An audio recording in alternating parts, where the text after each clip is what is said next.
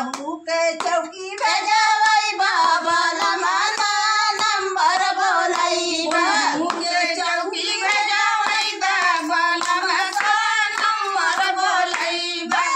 नहू के चौकी भेजवई बाबा लमाना नंबर बोलई नहू के चौकी भेजवई बाबा लमाना नंबर बोलई ससुरे से नजर नहीं जई बाबा लमाना नंबर बोलई से नजर नहीं जई बाबा लमाना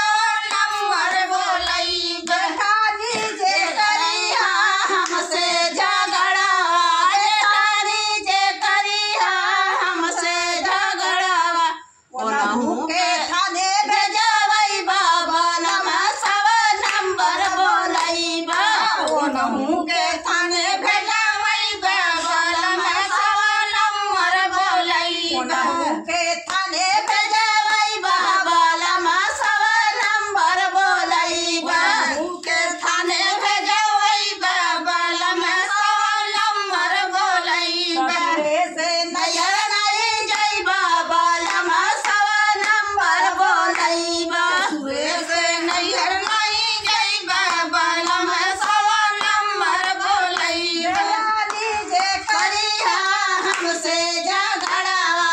रानी जे करिया हमसे झगड़ा नहू का चढ़ाई भेजवई बाबा लमाना नंबर बोलई कचहरी भेजई बाबा लमाना नंबर बोलई भेजवा कचहरी बाबा नंबर बोलई मुझे भेजवा कचहरी बाबा नंबर बोलई